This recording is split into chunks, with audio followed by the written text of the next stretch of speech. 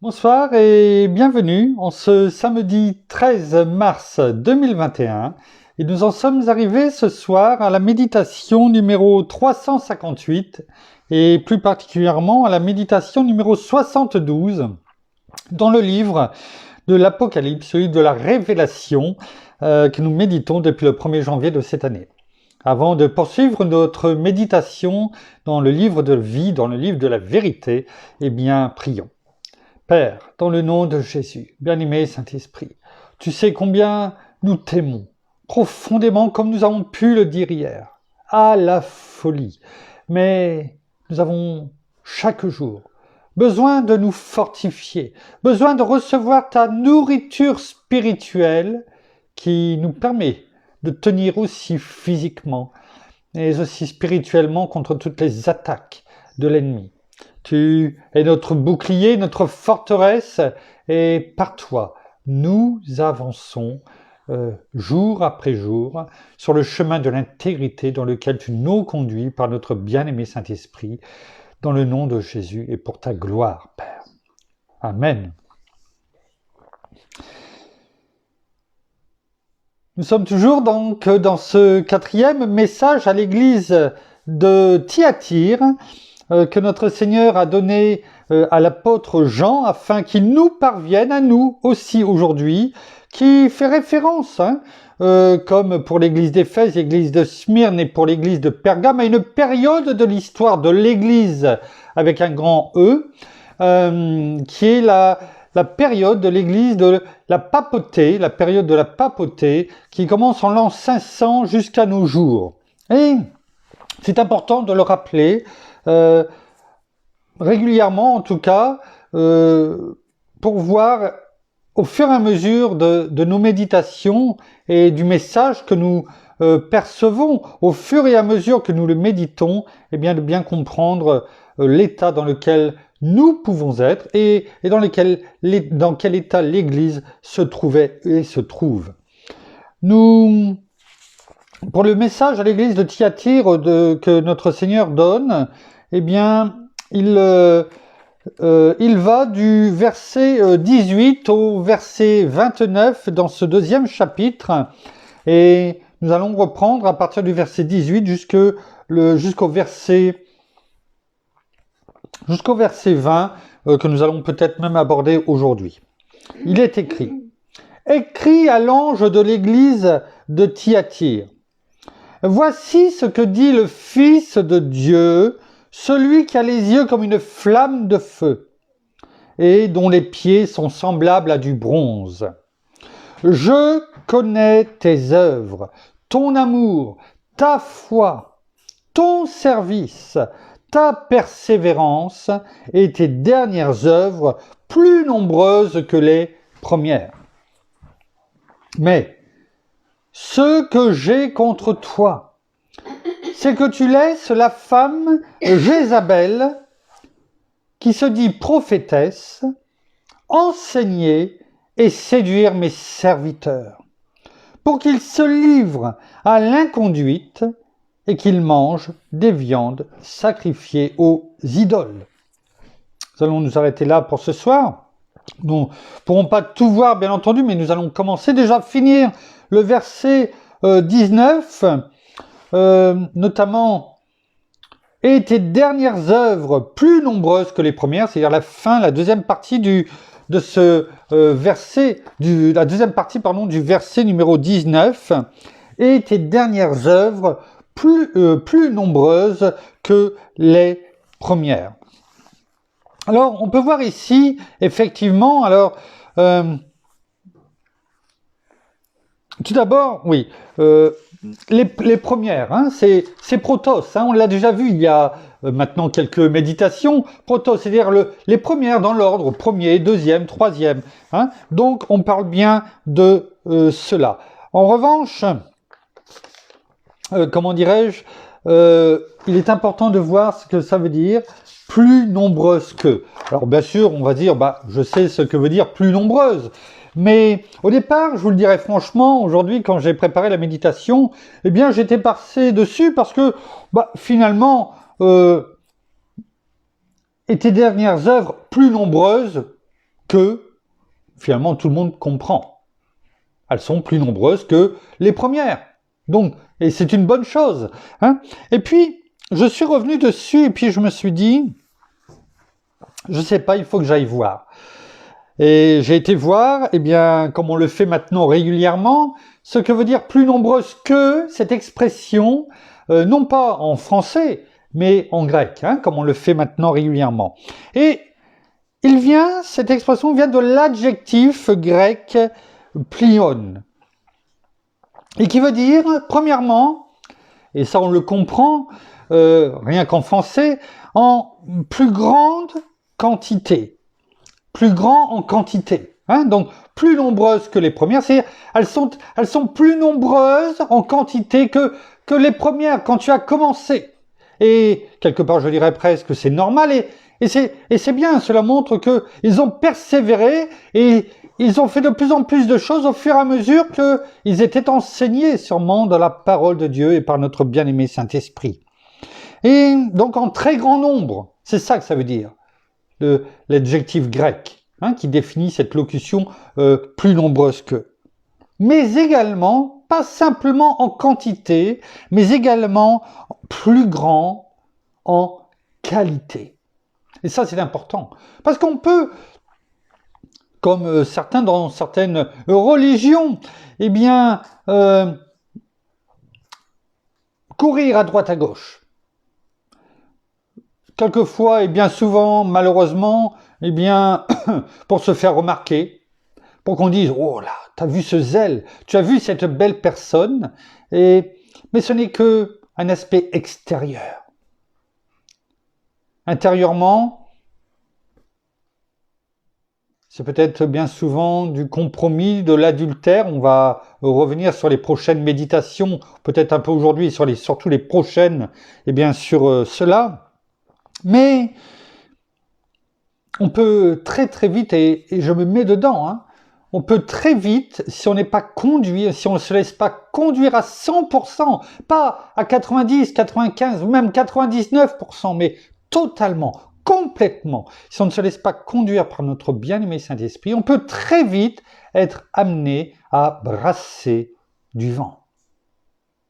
Mais là, eh bien, l'adjectif grec qui est utilisé pour qualifier cette locution plus nombreuse que, ce plion en grec, eh bien, veut dire que non seulement tes œuvres ont été plus grandes en quantité que les premières, mais aussi, excusez-moi, aussi en qualité. Et ça, c'est important. Parce que lorsqu'on fait de la qualité, eh bien, c'est-à-dire qu'on est attaché à faire les choses de façon correcte, de bonne facture. Et quand notre Seigneur donne cet éloge, parce que c'est un éloge hein, qu'il fait à l'église de Thyatire, eh bien, si tu les fais en plus grande en qualité, ça veut dire que tu les as faites par rapport à moi, par rapport à ce que je t'ai dit, par rapport à ce que je t'ai montré. C'est ça que ça veut dire. Pas simplement en qualité pour que les autres te voient, mais que tu sois un témoignage, que je sois un témoignage vivant au travers de ce que tu fais.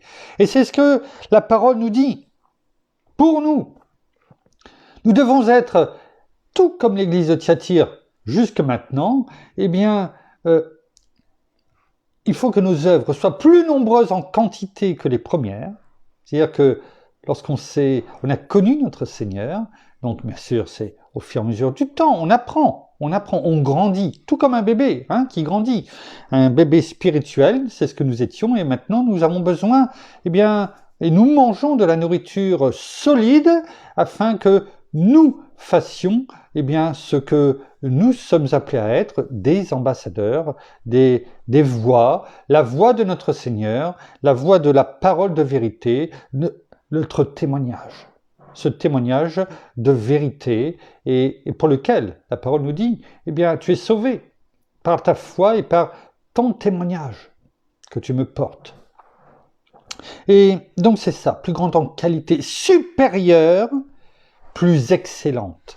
Voilà ce que veut dire l'adjectif grec plion pour plus nombreuse que. Hein, c'était important quand même de le détailler parce que voilà, ce n'est pas que la quantité comme je le pensais, très honnêtement au départ, mais c'est aussi en qualité pour notre Seigneur. Donc, nous-mêmes, c'est peut-être déjà le cas et je n'en doute pas, eh bien faisons les choses en quantité, mais aussi en qualité.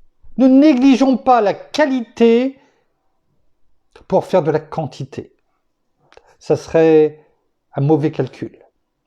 Il vaut mieux faire peut-être un peu moins, mais toujours de la qualité. Parce que notre Père est bien un Dieu d'ordre, d'amour, de justice, mais il est toujours dans la qualité avec chacun d'entre nous. Voilà, il faut que ça soit réciproque. Notre Père fait de la qualité à un niveau que nous ne pourrions jamais atteindre en tant qu'être humain, mais nous devons, en tout cas, nous devons toujours aller dans ce sens. Parce que dirions-nous s'il ne faisait que la moitié du travail ou s'il le faisait de façon bâclée avec chacun d'entre nous? Sur le tour du potier, le potier qui fait quelque chose et puis qui fait un vase de travers? Ou mal fini en tout cas? Ça n'a jamais été le cas avec notre Père. À partir du moment où on lui abandonne notre vie entre ses mains, eh bien, il la façonne. Toujours d'une qualité extraordinaire. Pour sa gloire et pour que nous soyons sa lumière pour d'autres. Alors, faisons de la qualité plutôt que de la quantité. Mais là, on nous a appelés à faire les deux. Et donc, si le Seigneur nous dit qu'on peut faire de la quantité et de la qualité, c'est que nous sommes capables de le faire. Car rien n'est impossible à celui qui croit. Tout est possible à Dieu. Et nous avons son esprit en nous. Donc, tout est possible. À nous de nous y attacher fermement. C'était, je pense, important de le signaler. Nous allons revenir donc à ceci au début. Et on peut s'apercevoir que lorsqu'il est dit, à partir du verset 20, parce que voilà, c'était la fin du verset, je regarde mes notes, pour pas... voilà, c'est ça, nous avons terminé le verset 19, et nous commençons, nous avons un peu de temps, le verset 20 que nous avons lu tout à l'heure, en tout cas le commencer tout d'abord. Mais ce que j'ai contre toi, c'est que tu laisses la femme Javel. Mais ce que j'ai contre toi. Et en fait, on peut voir que dans ce verset, on peut voir l'analogie avec le verset 14, donc un petit peu au-dessus de ce même chapitre 2 que nous avons médité lorsque nous avons vu l'église d'Éphèse et puis lorsque nous avons médité sur l'église de Pergame. Il était écrit dans le verset 14, enfin il est toujours écrit, « Mais j'ai contre toi certains griefs. Tu as là des gens qui maintiennent la doctrine de Balaam, etc. » Vous vous rappelez, on l'avait vu. Et en fait, on s'aperçoit que quoi? Après cet éloge glorieux, que l'on vient à peine de finir, là, il y a quelques secondes, notre Seigneur met la main, le doigt sur, malheureusement, ce qui fâche. Bien sûr, pour mettre à la lumière, pour avertir, toujours notre Seigneur dit les choses pour notre bien, pour nous avertir, afin que nous changions avant qu'il ne soit trop tard. C'est cela, il faut le prendre comme ça. C'est cela qui est écrit. Heureux celui qui lit et ceux qui écoutent les paroles de la prophétie et gardent ce qui s'y trouve écrit. Ce n'est pas simplement pour en avoir peur, pour dire oh, je ne peux plus rien faire, c'est terminé. Non! S'il est écrit heureux, c'est-à-dire une béatitude. Heureux ceux qui lisent et ceux qui écoutent les paroles de la prophétie et gardent ce qui s'y trouve écrit.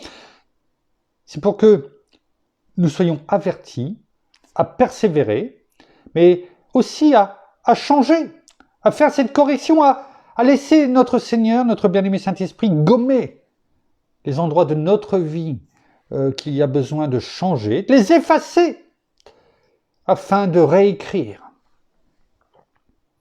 eh bien, la vie, cette nouvelle vie, ce nouveau chemin, le laisser nous créer ce nouveau chemin et de laisser notre bien-aimé Saint-Esprit nous y amener afin que nous reprenions ce droit chemin.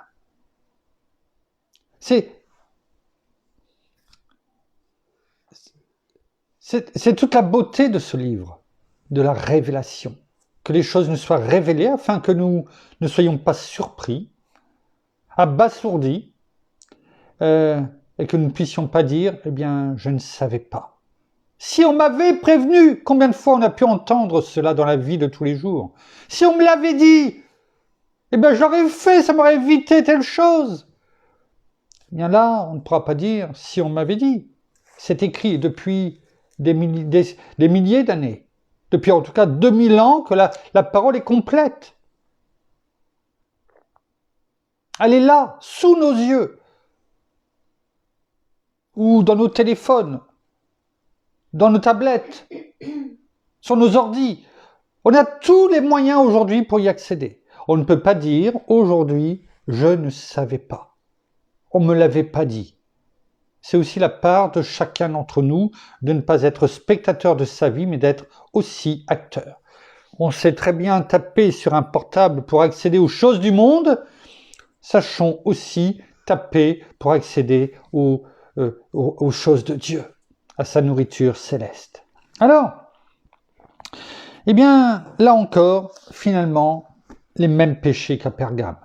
Les mêmes péchés qu'à Pergame. Ah, pardon, excusez-moi. Oui, avant, j'avais pas fini de dire... oui, je me disais aussi que je n'avais pas tout fini de dire ce que je voulais dire sur, comment dirais-je, tes dernières œuvres, eh bien, plus nombreuses que les premières. Excusez-moi, je fais juste un petit flashback, un retour en arrière. Donc, tout ça pour dire qu'il y avait donc ici, dans l'église de Thyatire, en conclusion de ce verset, je dirais 19, excusez-moi, un progrès si marqué quand même, parce que notre Seigneur a insisté en faisant ses éloges. Eh bien que les dernières œuvres étaient plus nombreuses que les œuvres du premier amour.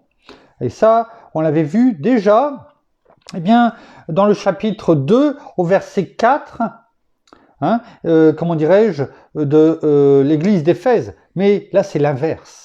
Et il était dit, mais j'ai contre toi que tu as abandonné ton premier amour. Ça, c'était ce qui avait été dit à l'église d'Éphèse, rappelez-vous. Mais là, finalement, eh bien, c'est totalement l'inverse avec l'église de Thyatire. Les dernières choses, eh bien, sont plus nombreuses que les premières. Il n'y a pas eu d'abandon de ce premier amour. C'est ce qu'il est dit là. Et finalement, eh bien, l'église d'Éphèse appliquait ce qui est dit dans la deuxième épître de Pierre, donc dans la deuxième épître de Pierre, on va la prendre, au chapitre 2, deuxième épître de Pierre, au chapitre 2, au verset 20. Il est écrit, « En effet, si après s'être retiré des souillures du monde, par la connaissance du Seigneur et Sauveur Jésus-Christ, ils s'y engagent de nouveau et sont vaincus par elle. Leur dernière condition est pire que la première. » Et ça, l'apôtre Paul leur avait dit. L'apôtre Paul leur avait signalé. Et finalement, ils l'avaient compris. Parce que là, la parole est claire.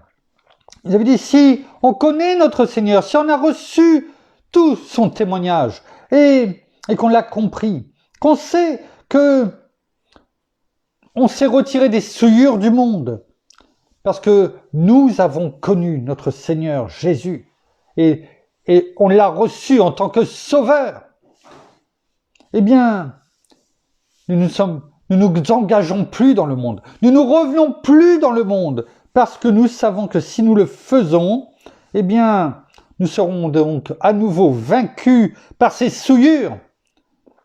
Et dans ces cas-là, eh bien, notre condition, eh bien, sera pire que la première.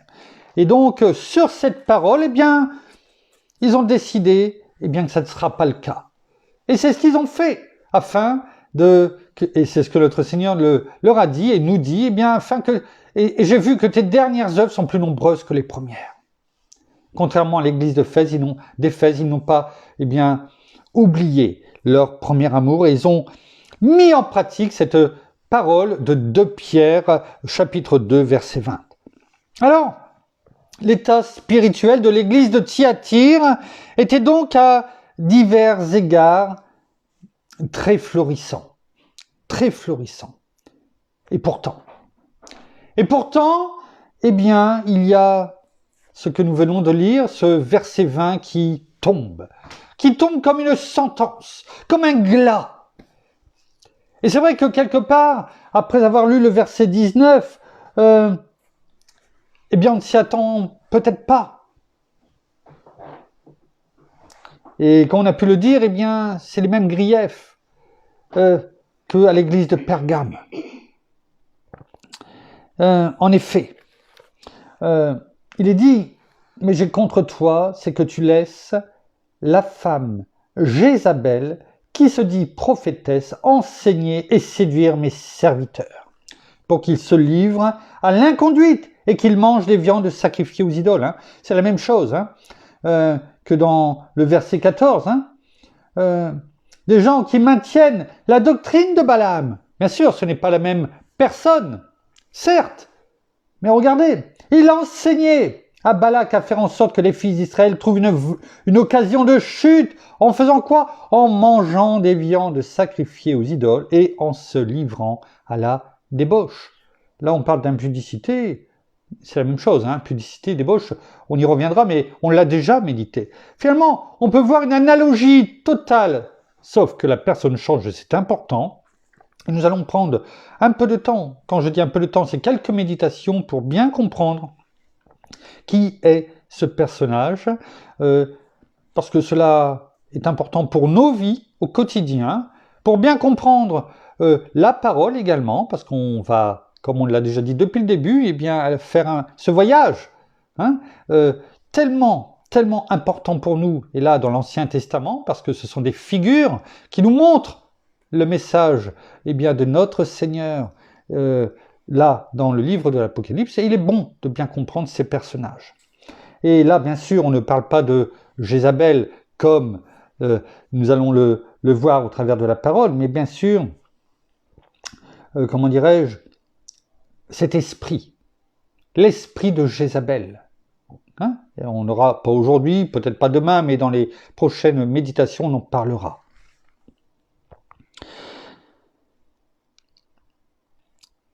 C'est vrai qu'il y a plusieurs interprétations. On va juste l'aborder un tout petit peu aujourd'hui. Il y a certains interprètes qui disent que cette Jézabel dont on parle ici au verset 20, ne serait qu'une tendance, une secte, on va dire personnifiée par ce nom, et désignée donc par ce nom de la fameuse reine d'Israël. Pour ceux qui ne le savent pas, Jézabel, on va le voir, était une reine d'Israël. Mais je peux dire que ce que ces personnes, ces interprètes, je ne les connais pas, je ne sais pas qui ils sont, mais ce que je peux dire, c'est que leur doctrine, en tout cas ce qu'ils disent, c'est ce qu'ils interprètent par rapport à cela, est faux. Faux, et comme j'ai eu cette possibilité aujourd'hui, d'entendre au travers de ministère Théovox, des studios Théovox, c'est bien Mario Massicotte. Pour ceux qui ne le connaissent pas, allez chercher Mario Massicotte et vous apprendrez tellement de cet homme qui a un ministère depuis 45 ans sur la fin des temps, sur l'eschatologie, et c'est quelqu'un qui connaît tellement les choses. Alors il ne parlait pas bien sûr de ce passage-là, mais j'ai eu cet après-midi, en méditant en même temps la parole, l'occasion d'écouter pendant 1h20, 25, ce qu'il disait au travers de cette interview avec pasteur Jean-François Denis, eh bien, comme il disait, eh bien, ce qui est important, ce n'est pas ce que les gens disent, ce que les interprètes, ce que les théologiens disent, ce que moi je dis, en parlant, lui, Mario Massicotte, de ce que je dis, et je dis, je me calque sur ce qu'il dit, c'est-à-dire moi, Frédéric, c'est pas ça qui est important. Ce qui est important, le juge de paix, c'est ici, la parole.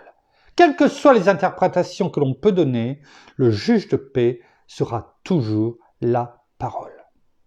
C'est ça qui est important, ce que confirme la parole. On peut tout dire, tout sortir, tout verser, tout mot, et en faire dire ce que l'on veut. C'est ce que l'ennemi fait. C'est ce que font beaucoup de faux prophètes, de fausses églises, et qui amènent tellement de gens, y compris malheureusement des chrétiens, voire des disciples, eh bien, se détourner. Ce qui a été le cas, on l'a déjà vu, lorsque l'apôtre Paul le disait, eh bien, certains disciples m'ont abandonné pour retourner dans le monde, parce qu'ils ont écouté. Et c'est un peu le cas ici, comme on l'a pu le voir dans l'église de Pergame, pour ceux qui suivaient la doctrine de Balaam. Donc je dis, cela est faux. Alors,